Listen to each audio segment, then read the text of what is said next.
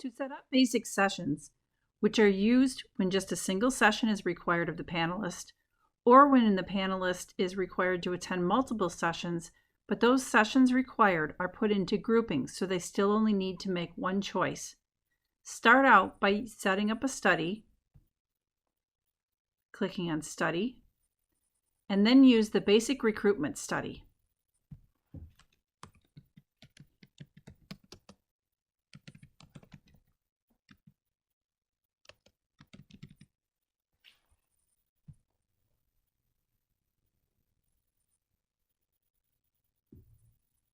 Then for demonstrating, we're going to go straight into define the recruitment dates, which you can get to by, again, in the study checklist, clicking on define recruitment dates, or using the calendar for study dates. Now, you can add each session individually by clicking on add session and adjust it to put in the date that you wish to have the session on, the time,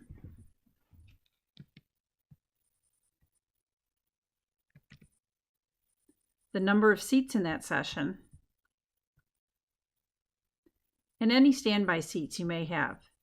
You can also adjust the name if you want it to be something different from what you have set up in the default.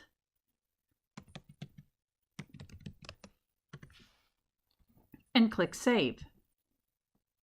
Now, if by chance you have sessions that have some sort of a pattern to them, you can set up multiple sessions at one time by setting up a range of sessions. So say the week starting March 2nd, you have sessions that are happening every day of the week at, say, 9 a.m. Got that here. Then you can put in for how long they're going to last. In this case, we're going to use 1 hour. And the gap between them, if there are multiple sessions on one day. So say we're going to have a session at 9 a.m. and another session at 11 a.m. The gap between the starting time of those two sessions is 2 hours. So we're going to put 2 hours in here.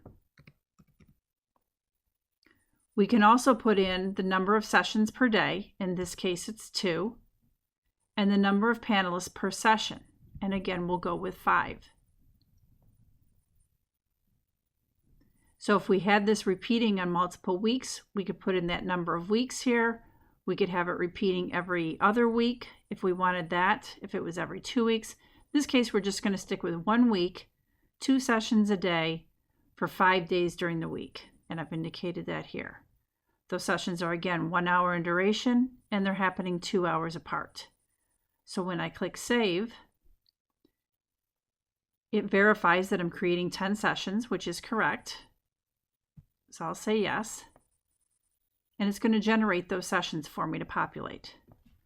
Now, if I happen to get something wrong, I can always go over to my pencil on the right-hand side and go in and edit it. If I had number of seats wrong, or maybe I really only wanted, say, 9 to 9:30, something like that, I can go ahead and click Save.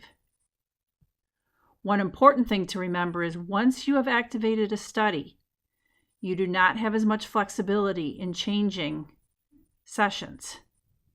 Once a study has been activated, you cannot change the date and time or name of a study. You can change the number of seats available, but again, you cannot change the date, time of a study. Now, in this case, we're only requiring somebody to attend 1 session. If by chance we had multiple sessions that they were required to attend, on the left-hand side of the row of a specific session, we can use this drop-down and we can say add 1 session, or again, add subsessions, a range of subsessions. So here I'm just going to do 1 and say, okay, this one is on the 3rd. We actually want a subsession 1 week after that. Or actually, I'm sorry, it's on the 2nd. So we'll go with the 9th. Again, we're going to go from 9 to 9:30.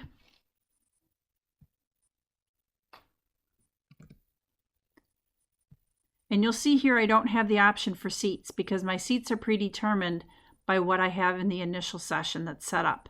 So I'm going to go ahead and save here. So now anybody choosing this meeting 1 is also agreeing to participate in this session on March 9th, 1 week later. If I were to have another session or a range of sessions again here, I could say, okay, now we're going to say the 16th, we're going to go for 2 weeks. We're going to go at 9, we're going to go at 1 a.m. or 1 hour, I'm sorry.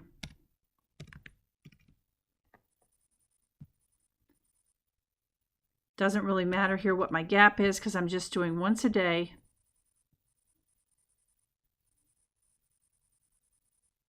And again, I don't have the opportunity to fill in number of seats because it's already been predetermined for me. So I'm going to click on save. I'm creating just 2 sessions. These then are going to be the following 2 weeks, and again at 9 a.m. all driven off of this. So I can go in and I can potentially do this for each session. These I want at 11 a.m.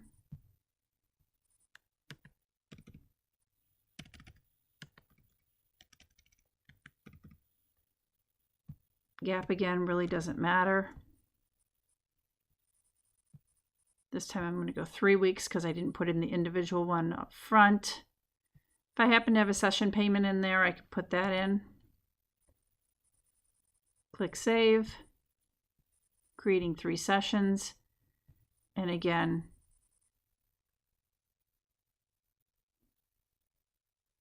here are my sessions. Okay, so you'll notice this adds another little drop down that will give me any session that has subsessions to it. Those that don't have subsessions added yet do not have that little additional drop down that pops up on the left hand side. So that is how you add sessions and subsessions on a basic session study.